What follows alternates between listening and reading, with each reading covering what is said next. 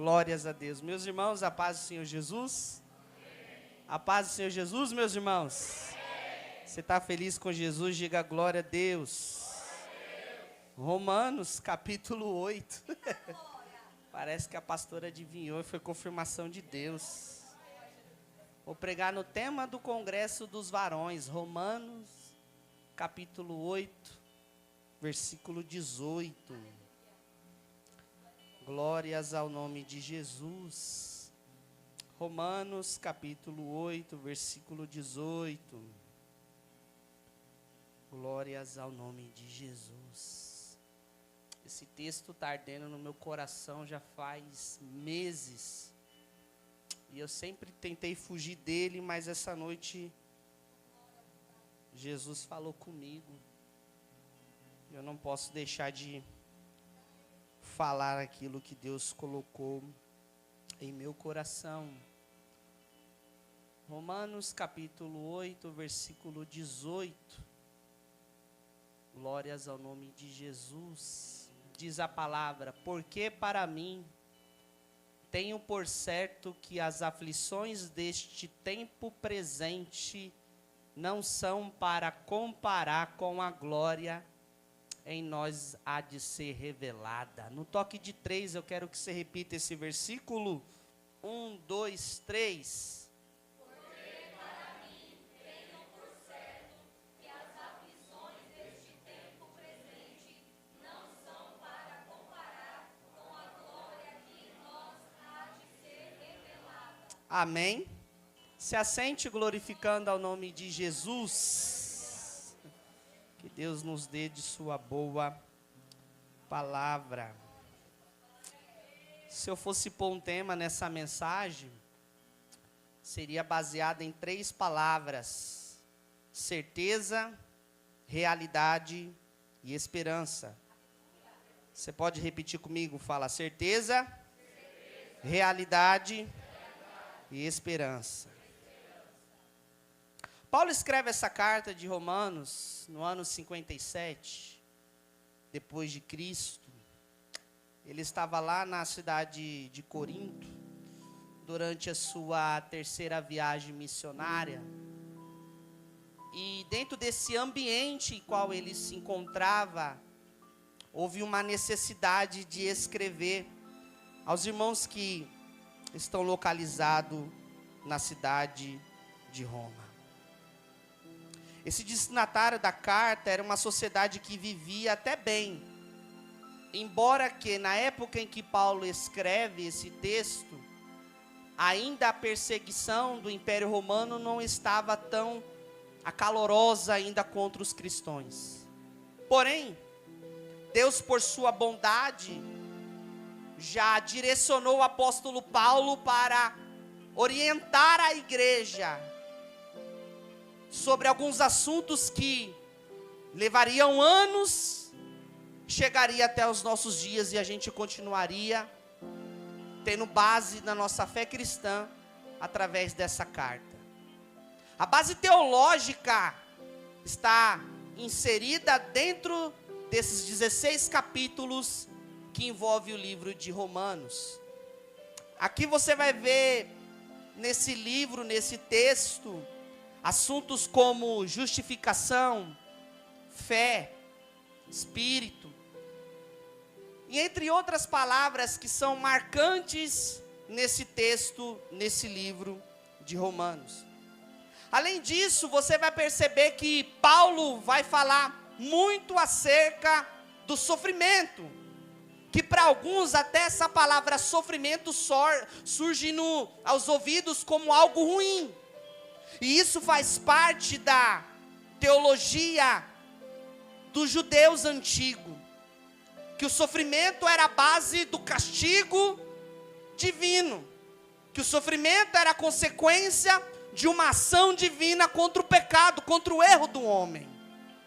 Só que o apóstolo Paulo vem nessa carta, nesse livro, mostrar que o sofrimento na vida do cristão não é consequência da ira de Deus ou do castigo de Deus. Só que o sofrimento, ele vai ser parte do processo que vai levar o crente a chegar a um ambiente de glória. O sofrimento não é o fim. O sofrimento é algo que Deus usa para nos conduzir até o propósito dele. Se eu perguntar para você nessa noite, você não vai me responder de uma maneira adequada. Se eu perguntar, alguém gosta de sofrer? Com certeza você vai dizer que não. Só que o sofrimento, ele é necessário para a nossa vida cristã. No entanto, Paulo, ao escrever essa carta, ele ressignifica a questão do sofrimento. E no capítulo 8, tem uma série de assuntos que Paulo trata.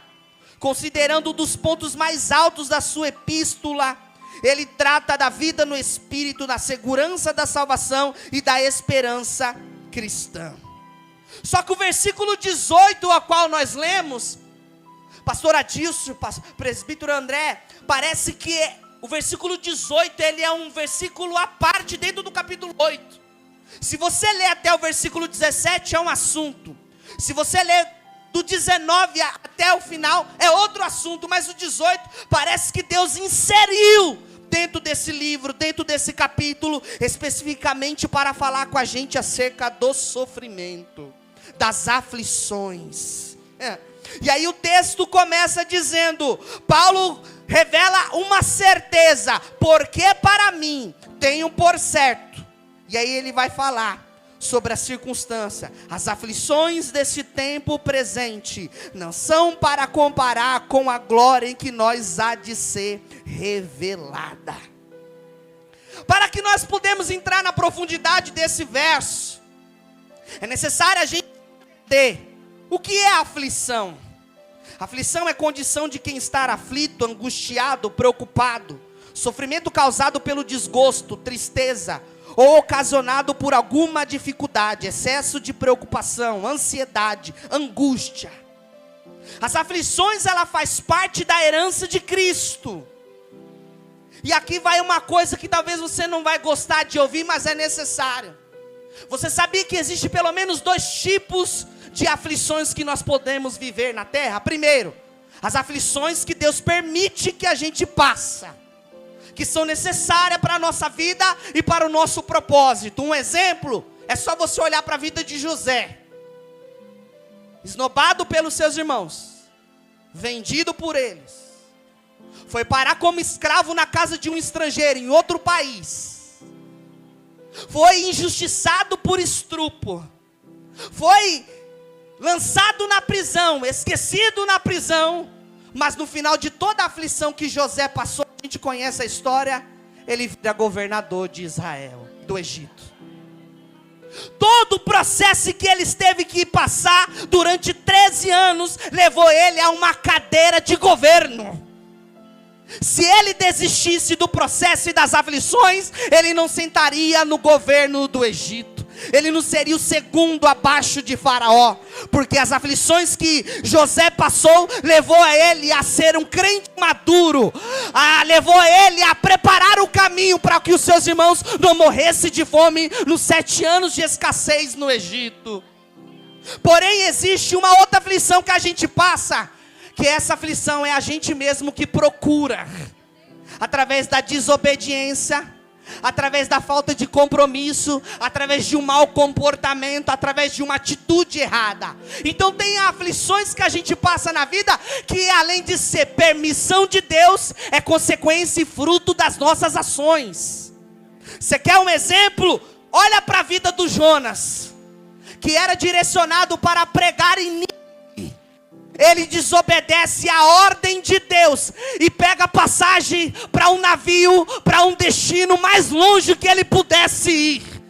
Ele foi descendo, desceu para pegar passagem, desceu para o barco, desceu para o porão, do porão desceu para o mar desceu para a baleia, e assim ele foi até as profundezas, porque quem anda em desobediência, em desacordo com o propósito de Deus, passa por aflição, e depois não adianta procurar um culpado. O culpado é a gente, o culpado somos nós. Você quer outro exemplo ainda no Antigo Testamento? É olhar para Elias, que no capítulo 18 de 1 Reis, ele ora, o fogo desce do céu, consome o altar, ele mata os profetas de Baal e de Azera, mas no capítulo 19, ele está aflito dentro da caverna, pedindo a morte, dizendo que ele estava só em Israel. Aí Deus aparece.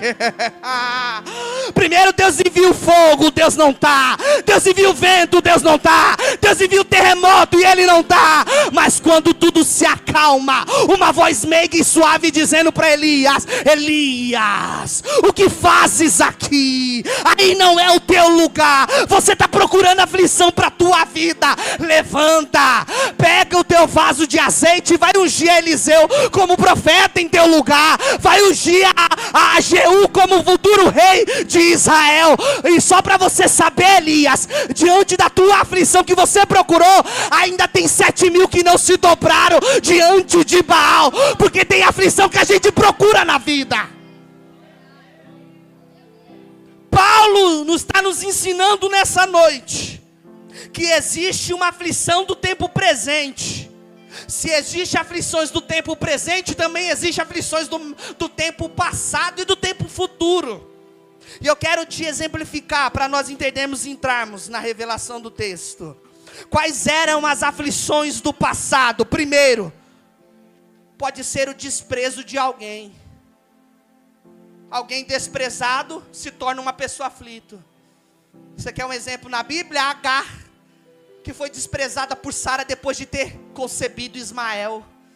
Mas foi culpa de Sara. Sara mandou Agar se deitar com Abrão. Ela concebe, tem Ismael, e depois que Ismael nasce, ela vai mandar Agar embora, e ela sai errante pelo deserto, desamparada, desiludida, desacreditada, porque foi desprezada pela pessoa a qual ela trabalhou e serviu durante muitos anos. Mas diante da aflição que Agar passou no deserto, Deus encontrou a Agar no meio do deserto e refez uma promessa dizendo: Ismael não vai morrer, você não vai morrer, eu vou fazer dele um príncipe, e 12 nações, 12 tribos também sairá de Ismael. Isso era uma aflição do tempo passado, o desprezo de alguém. Gênesis capítulo 16, verso 11. Outra aflição que na Bíblia nos remete a uma aflição do passado é o sofrimento dos israelitas no Egito. Depois que a família de Jacó desce, se estabelece na terra de Gósen. Ali eles desfrutam de um período de providência, mas no capítulo 1 vai se levantar um novo faraó, a qual não conhecia a história e a genealogia de José, e vai fazer o povo sofrer, ou vai oprimir, vai fazer o povo sofrer a aflição, e o povo vai clamar ao Senhor, e o Senhor vai ouvir o sofrimento e o gemido, e vai escolher Moisés como sucessor para a libertação do povo do Egito. Porque as aflições também vai para nós como um sofrimento, como uma amargura e como uma opressão. O que dizer da humilhação de Ana, que também se tornou uma aflição? Ana era estéril porque o Senhor tinha cerrado a madre. Penina tinha filhos e zombava dela todos os anos. Mas o texto vai dizer que ela ora no capítulo 1, versículo 11, dizendo: Senhor, se atentares pela aflição da tua serva. Ela estava aflita, ela estava amargurada, porque ela era humilhada dentro de casa, e a humilhação torna para nós às vezes uma aflição na vida, uma angústia terrível, um sofrimento que não acaba. O que dizer do sofrimento e as perdas de Jó?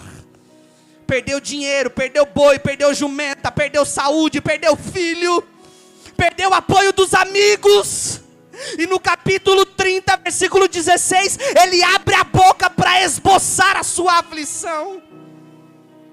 O que dizer de Judá no cativeiro? Lamentações capítulo 1, versículo 3, 7 e 9. Jeremias chorando, ele vai escrever o texto lamentando a aflição do povo em terra estranha. 70 anos cativo, 70 anos em terra estranha, 70 anos em aflição, 70 anos em sofrimento, 70 anos cumprindo uma disciplina divina. Essas são as aflições do tempos antigos: humilhação, desprezo, sofrimento. Quais são as aflições agora no tempo do apóstolo Paulo? Porque ele vai dizer que as aflições do tempo presente, primeiro, a oposição e perseguição do Império Romano, que já estava começando a matar crente, a perseguir cristão, a colocar crente na arena e destruir para fazer espetáculo para as pessoas. Isso se tornou uma aflição para o povo cristão da época. As dissensões e brigas e conflitos e guerras dentro da igreja. Aí eu sou de Paulo, eu sou de Apolo, eu sou de Cefas, eu sou de fulano, eu sou de ciclano. Era os partidos, eram as dissensões, era a briga por isso, era a briga por dom, era a briga por disputa, por lugar. Aí Paulo tem que resolver isso, e isso se torna também uma aflição dentro da igreja. O que dizer dos falsos mestres que ensinavam falsas doutrinas, enganando o povo de Deus, enganando aquele que é fraco na fé, e isso se torna uma aflição para dentro da igreja, e isso culmina na apostasia da fé. O que é apostasia, irmão Denis? É abandono da fé, deixou de crer em Cristo, deixou de acreditar no poder de Deus, e isso se tornou uma aflição no tempo do apóstolo Paulo. Olha o que está acontecendo, que envolve esse contexto desse versículo.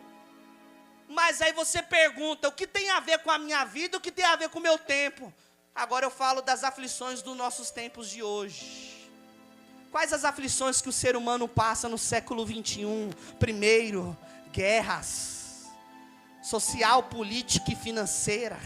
Você liga a TV, é nação contra nação, guerra, é conflito, é violência, é bala perdida, é gente que morre. E isso se torna uma aflição no meio da humanidade, no meio do povo. Segundo, a violência em excesso. Violência dentro de casa, violência dentro da igreja, violência no trabalho, violência psicológica, violência espiritual. E há uma violência, e tem pessoas que são cercadas a isso durante todos os dias de vida. São as aflições do tempo presente. O que dizer dos escândalos que há dentro da igreja? Fulano caiu, fulano pecou, fulano desviou. O que dizer das mídias, das redes sociais, da fama? Fulano fez isso, ciclano fez isso. Eram os escândalos que se tornam uma aflição, uma angústia, uma tristeza, um sofrimento para dentro da igreja. O que dizer de 2020 para cá? Doenças e epidemias. Covid. Talvez alguém que esteve aqui nessa noite pegou Covid e ficou ruim, foi curado. Mas teve alguém que partiu da sua família. 2020 foi marcado por mortes, por doenças, por sofrimento, por grandes aflições. O que dizer do caos financeiro? O Lula chegou, vou comer picanha. Vai não. É café caro, é arroz caro, é tudo caro. É conta cara, é aumento da conta de luz, da gasolina. E é um caos financeiro. E parece que quanto mais a gente trabalha, mais imposto pagamos. Parece que quanto mais a gente trabalha, menos dinheiro sobra para a gente desfrutar daquilo que é bom aqui na terra. É o caos financeiro, é as aflições, é a desigualdade social. É onde o rico fica mais rico, onde o rico oprime quem é mais pobre, e a gente vai ficando para trás.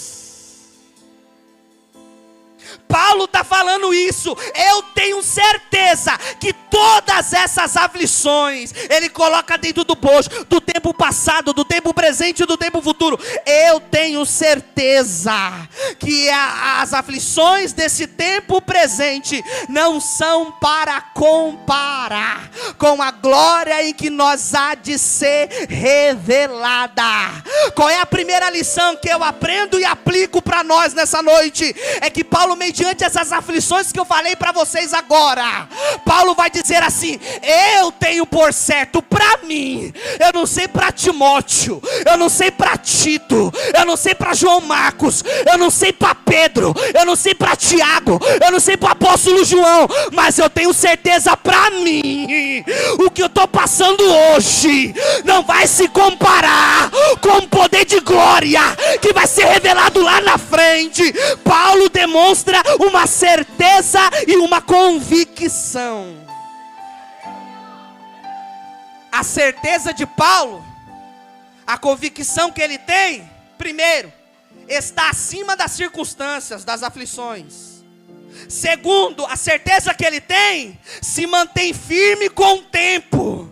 Terceiro, a certeza que ele tem supera medos e dúvidas do caminho, da adversidade. Deus falou comigo essa noite, que tem pessoas que vão entrar e que já entraram aqui nessa noite desacreditado ou desacreditada daquilo que Deus pode fazer pela aflição, pela dor, pela perda, pela dívida, pelo sofrimento.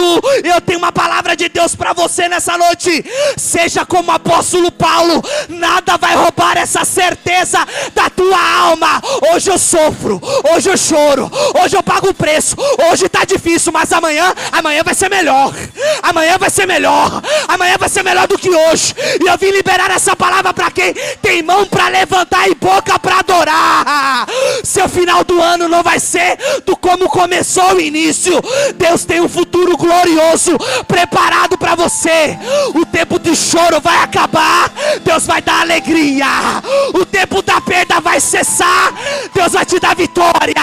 O tempo da enfermidade vai passar, Ele vai enviar a cura. Mas a certeza na sua alma tem que continuar. Fale para alguém que está do seu lado, fala: você acredita no poder de Deus? Não, fala de novo, fala. Você acredita no poder de Deus? Ah, mas eu acredito enquanto a porta de emprego está aberta lá na empresa. Aí a porta fechou, eu não acredito mais. Ah, eu acredito quando o meu guarda-roupa, meu armário está abastecido. Mas agora quando eu não tenho, eu não acredito mais. Eu acredito quando as coisas estão fluindo na minha vida. Mas quando não está fluindo mais, eu deixo de acreditar. Acredita no culto da terça, desacredita no culto da quinta. Acredita no culto da quinta, desacredita no culto do domingo. Mas eu tenho uma palavra de Deus para você. É para acreditar na terça, na quarta, na quinta, na sexta, no sábado, no domingo. É todos os dias.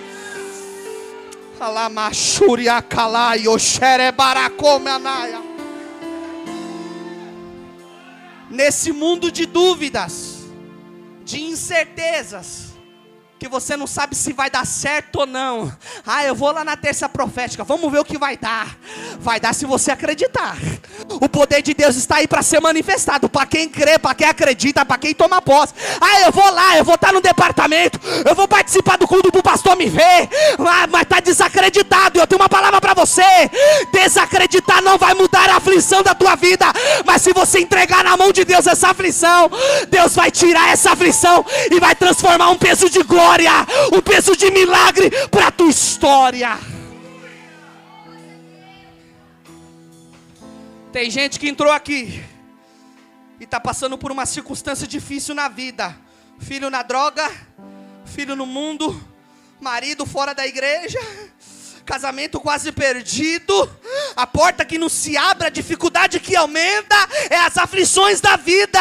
Você procura de um lado, não vê saída, procura do outro, não vê solução, procura resposta e não acha caminho, e a certeza vai esvairando, vai esvaziando, vai diminuindo, vai desfalecendo. Mas Deus trouxe esse caco de barro aqui para liberar essa palavra. Independente da dor, da luta, da perda, da lágrima, independente do teu ano, da tua semana, do teu dia, acredita ainda. Você tem a certeza que Ele é poderoso para curar, poderoso para abrir a porta, poderoso para libertar alguém da tua casa, poderoso para trazer salvação para tua família. Acredita, acredita, acredita. Fale para alguém que está do seu lado, fala: acredita que acontece.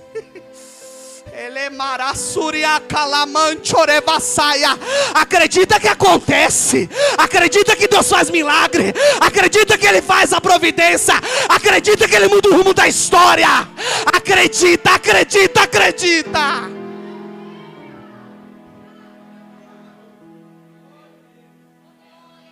Paulo está falando, porque para mim, ele não pediu a opinião de ninguém. Que mania é essa? Que a gente tem de pedir opinião dos outros sobre aquilo que a gente vai acreditar. Acredito mais no meu amiguinho do que na palavra de Deus. Acredito mais do que a televisão está mostrando do que a palavra de Deus. Acredito mais na internet do que a palavra de Deus. Desculpa, talvez não é o que você queira ouvir nessa noite, mas é o recado de Deus. A palavra é maior que a TV.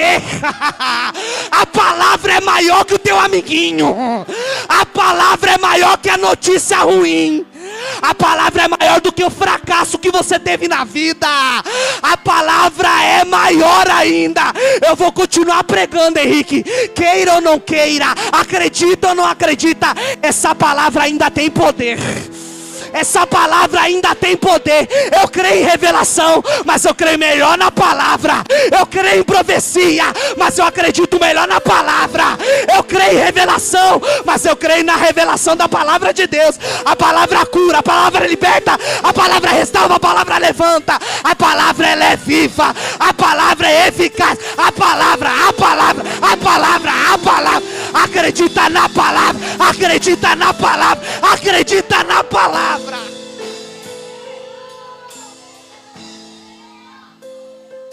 Acreditamos numa promessa de um relacionamento que pode acabar a qualquer hora, mas deixamos de acreditar na palavra. Acreditamos na palavra de um político que veio em 4 anos dizendo: eu vou asfaltar a tua rua, vou dar uma cesta básica para você, vou te dar um emprego na prefeitura. A gente acredita na palavra do político, mas não acredita na palavra no Deus poderoso. Eu acredito em tantas coisas e deixo de acreditar na palavra. Aí fica afligido, fica triste, fica doente, fica cansado, desanimado, desiludido, desacreditado. Mas aí eu aprendo com Paulo, porque para mim, eu tenho por certo que a dor, a aflição, a perseguição, a calúnia, a injustiça, o pecado, a tristeza não vai me abalar. Eu acredito.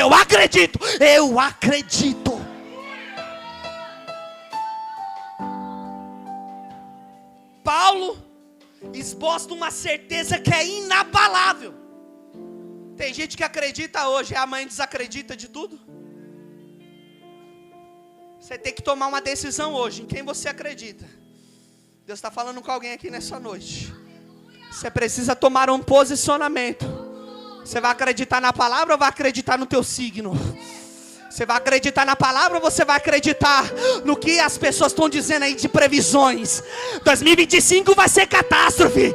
2025 vai ser morte. Vai morrer líder, vai morrer filho. Eu estou preocupado quem vai morrer. Eu estou preocupado se eu vou subir. Eu estou preocupado se a trombeta vai soar. É acreditar na palavra.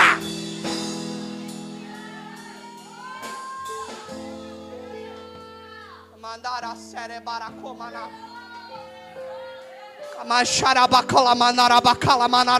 Eu estou sentindo Deus aqui. Eu quero continuar, mas Deus está mandando dizer para alguém: está na hora de você virar essa chave da tua vida e deixar de acreditar na circunstância. A palavra é maior para você.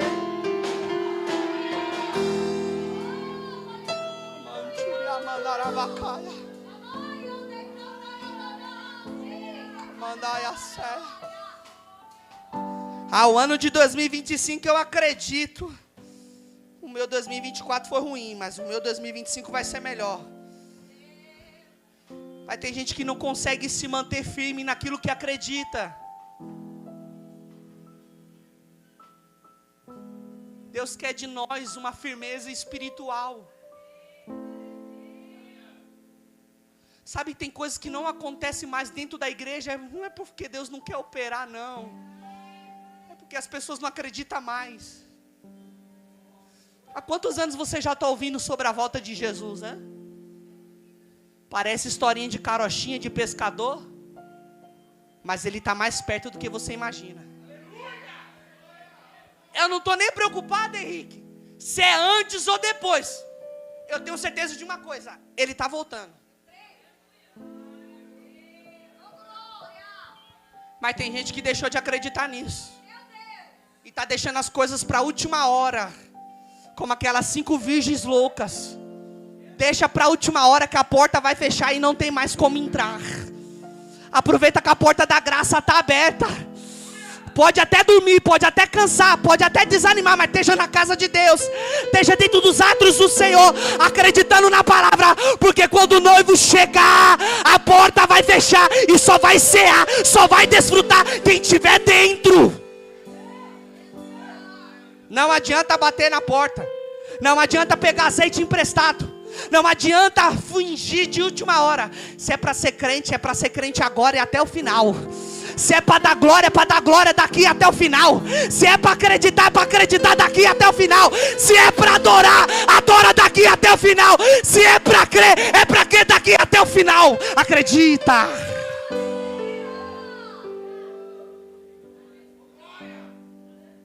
Quais são os seus medos e as suas dúvidas, hein? Kamachúria, calamaia. Quais têm sido os teus medos? Medo de morrer? Medo de não crescer, de não conquistar? Medo de as coisas não dar certo? Paulo está nos ensinando, independente dessas aflições, eu tenho certeza que o que está para chegar é maior. Deus está falando com alguém, isso aqui forte, eu estou sentindo, meu coração está ardendo. Deixa o medo de lado. A glória que vai ser revelada vai superar o medo que você tem de morrer, de ficar doente, de ficar inválido numa cama.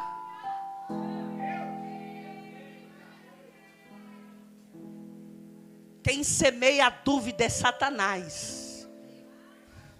Presta atenção nisso aqui, é sério.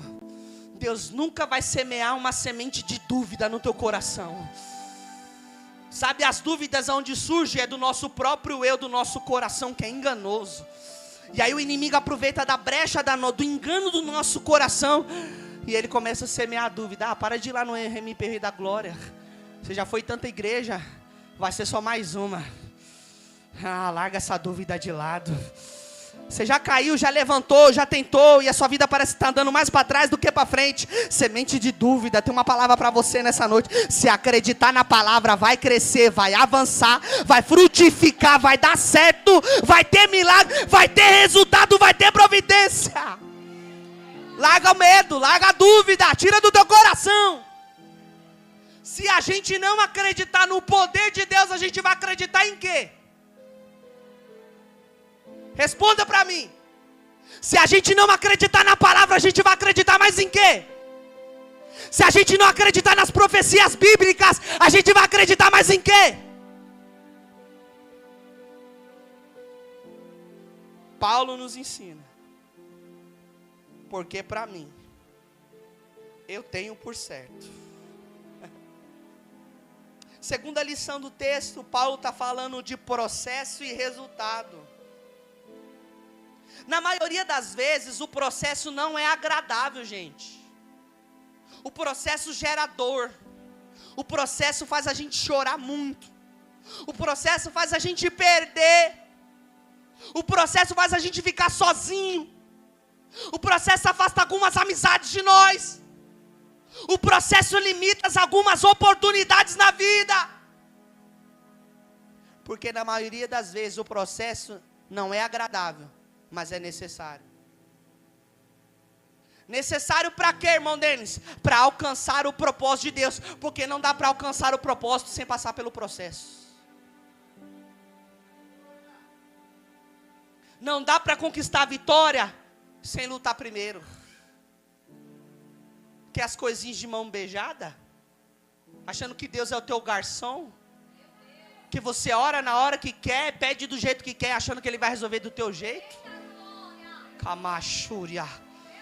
Deus está ensinando como falou comigo essa tarde. O processo é doloroso, mas é necessário, porque não dá para alcançar o propósito sem passar pelo processo da dor, da aflição, do sofrimento. Mas para que eu tenho que sofrer? Para ser dependente de Deus. Para que eu tenho que ter dor? Para ser cura na vida de alguém. Para que às vezes eu posso ficar sozinho? Para ser companhia na vida de alguém. Para que alguém se afasta? Para eu me aproximar de alguém. Os processos revela lá na frente o que eu serei em Deus. Os processos, eles determinam 3 coisas. Primeiro, o nosso comportamento. Segundo, nossas intenções. Terceiro, nosso destino. Os processos que nós passamos na vida determinam que tipo de comportamento teremos. Vamos para o culto ou ficamos em casa? Oramos na madrugada ou murmuramos contra Deus? Participamos do departamento ou ficamos no banco sozinho na igreja, esquentando o banco? O comportamento determina o processo. O comportamento que eu tenho a respeito das coisas de Deus determinam em quem eu acredito, quais são as intenções do meu coração. Canta para quê? Prega para quê? Louva para quê? Rege para quê? Está no culto para quê? Os processos revelam as intenções do nosso coração. Quando eu tenho um comportamento bom, a minha intenção é boa, o meu destino é de sucesso. O meu destino é de alegria. O meu destino é de providência. O meu destino é de amor. O meu destino é de misericórdia, bondade de Deus. Aonde você quer chegar com esse processo? Tem gente que passa pelo processo porque quer ficar rico. Tem gente que passa pelo processo porque quer conquistar um carro novo. Tem gente que passa pelo processo que quer adquirir a casa, sair do aluguel para a casa própria. Tem gente que passa pelo processo porque quer um relacionamento saudável. Tem gente que passa pelo processo porque quer uma promoção no trabalho. Tem gente que passa pelo processo que quer conquistar aquela faculdade, aquele sonho, viajar, ganhar dinheiro, conquistar o mundo. Mas para que os processos de Deus servem para nós? Para o nosso amadurecimento e o nosso crescimento. Porque tem gente que quer só obter vitória, mas não amadurece e não cresce.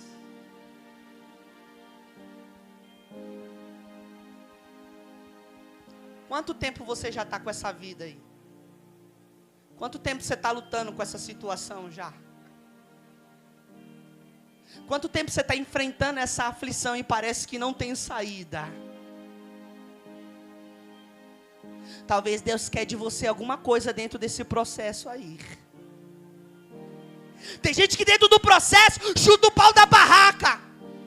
Tem gente que dentro do processo revela a intenção que não é boa, mas é má. E sabe qual vai ser o destino? Longe de Deus. Amargura, depressão, crise de ansiedade. Aí Paulo nos ensina que esse processo nos leva ao amadurecimento e o crescimento. Por isso que ele vai dizer em certa feita: eu aprendi a viver tanto na escassez quanto na abundância, quanto ter pouco quanto ter muito, a viver bem em qualquer circunstância. Amadurecimento e crescimento.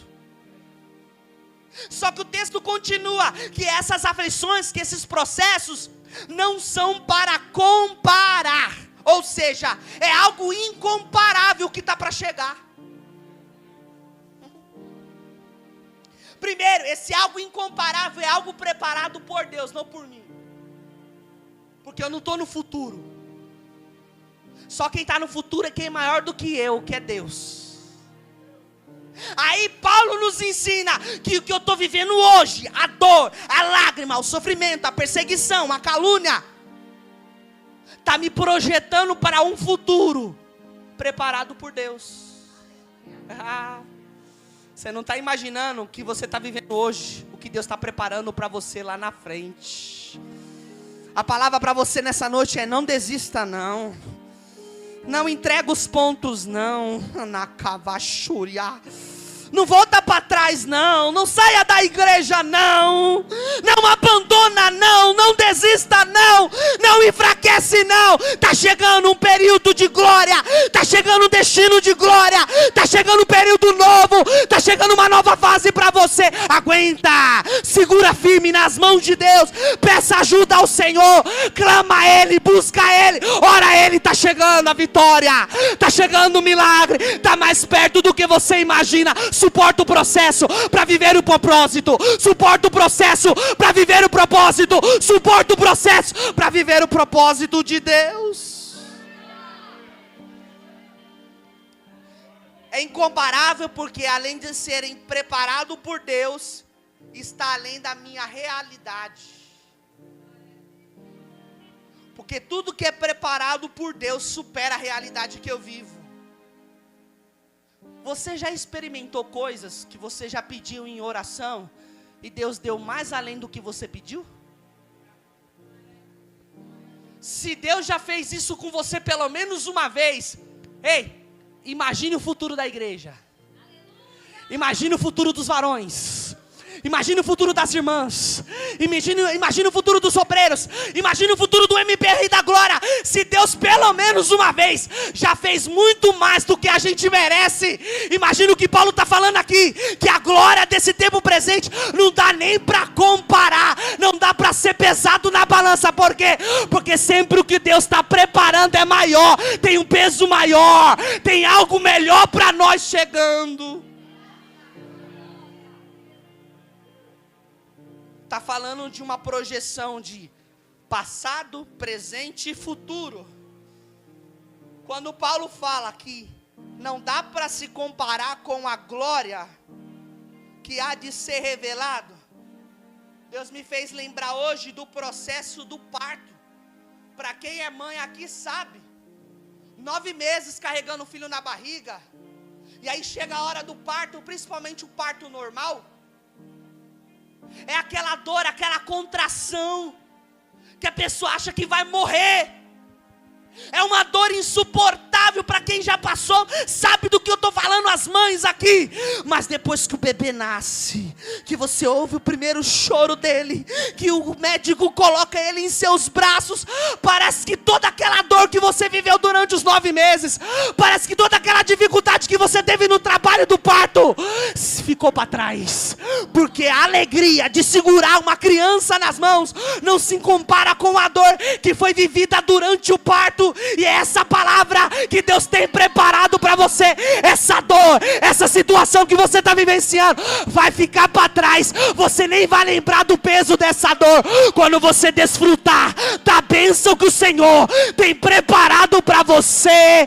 Aquela dor, aquela situação já ficou para trás, e você vai dizer: obrigado, meu Deus. Eu já nem lembro da dor, eu já nem lembro da situação, eu já nem lembro dos medos que eu tive, porque a bênção que o Senhor proporcionou para mim é maior do que a dor que eu já vivi. É o que Paulo está dizendo. Não dá para comparar, não. A glória está sendo revelada. Eu não sei o que é, mas o que Deus faz é bom, o que Deus faz é perfeito, o que Deus faz é maravilhoso. Posso profetizar para você nessa noite: o teu futuro você não sabe, as circunstâncias que você vai vivenciar você não sabe, mas eu libero essa palavra. Quem tem boca para adorar ao Senhor, o que está para chegar é coisa boa, o que está para chegar é perfeito. Suporta, aguenta, espera, que quando chegar nas tuas mãos, você vai lembrar dessa palavra. Não dá para comparar. Não dá para comparar, não dá para comparar, não dá para comparar. Quarta, e eu encerro. Paulo fala: glória que em nós há de ser revelada. Que glória é essa? Fiquei pensando isso, Henrique, no dia de hoje. Que glória é essa, Darlan? Que glória é essa que vai ser revelada? Paulo está falando de uma esperança de glória, de uma perspectiva futura. Está falando da eternidade, da salvação humana e da maior promessa que alguém pode obter na terra. Ô Elton, coloca aí para mim na Bíblia, primeira carta de João, capítulo 2, versículo 25. Eu já citei esse texto, mas eu amo ele. Olha a promessa da igreja aí, ó. 1 João capítulo 2, versículo 25, no toque de 3. Eu quero que a igreja leia. 1, 2, 3. O que está escrito?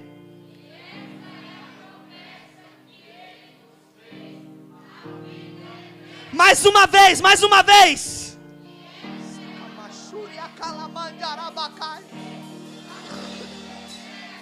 Mais uma vez, mais uma vez.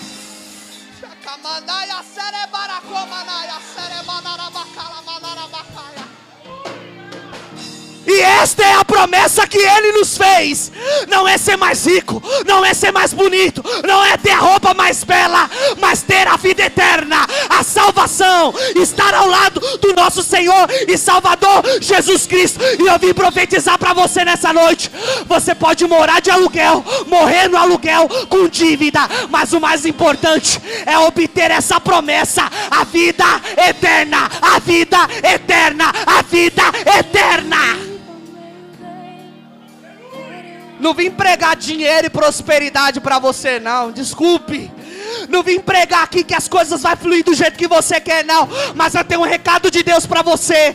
Se você conquistar essa promessa, você já ganhou tudo na sua vida. Você pode andar de pé a vida toda, mas se conquistou a vida eterna, você já ganhou tudo. Você talvez não vai sair do aluguel, vai morar do aluguel. Eu não quero profetizar isso, mas eu quero que você entenda. Eu posso morar de aluguel, mas ter a vida eterna, a salvação garantida por Deus. Porque tem gente que está procurando uma promessa de um casamento, de um relacionamento, de um carro novo, de uma casa nova. É legal sonhar, é legal fazer planos, é legal estabelecer metas, mas o mais legal é obter essa promessa. Essa promessa quem fez não foi o irmão Denis. Essa promessa quem fez não foi o presbítero André. Essa promessa quem fez não foi o pastor Adilson. Essa promessa quem fez não foi a pastora Karina. Essa promessa quem fez não foi o diácono Henrique. Essa promessa quem fez não foi o cooperador Rafael. Essa promessa quem fez foi Jesus. Foi Jesus. E esta é a promessa que Ele nos fez. A vida eterna. Para encerrar, Eclesiastes capítulo 7, versículo 8. Eclesiastes capítulo 7. Oh, glória, aleluia. Melhor é o quê? Melhor é o fim das coisas do que o princípio delas. O teu começo não pode ter sido tão legal, mas o teu final será melhor. Teu começo pode ter começado com dor, mas vai terminar com alívio na tua alma. Pode ter começado mal, mas vai terminar bem. Pode ter começado capengando, mas vai terminar de pé. Pode ter começado triste, mas vai sair daqui alegre. Pode ter começado sem destino, mas vai encontrar o caminho. Pode ter começado nas trevas, mas vai encontrar a luz. Pode ter começado com fome, mas vai terminar saciado. Pode ter começado com sede, mas vai terminar saciado pela presença dele. Por quê? Porque melhor é o final do que o princípio delas.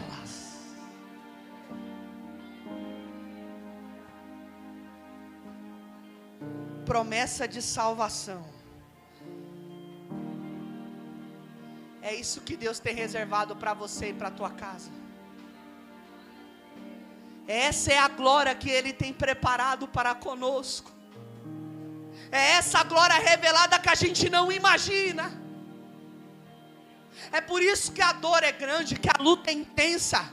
É por isso que o levante, as calúnias são grandes. Para quê? Para a gente alcançar a salvação em Deus. Eu termino essa mensagem dizendo para você: não desista. Porque o que está para chegar vai superar o que você está vivendo hoje. E lá na frente você vai contar um testemunho de vitória. Quem acredita nessa palavra, aplauda e glorifica o nome do Senhor.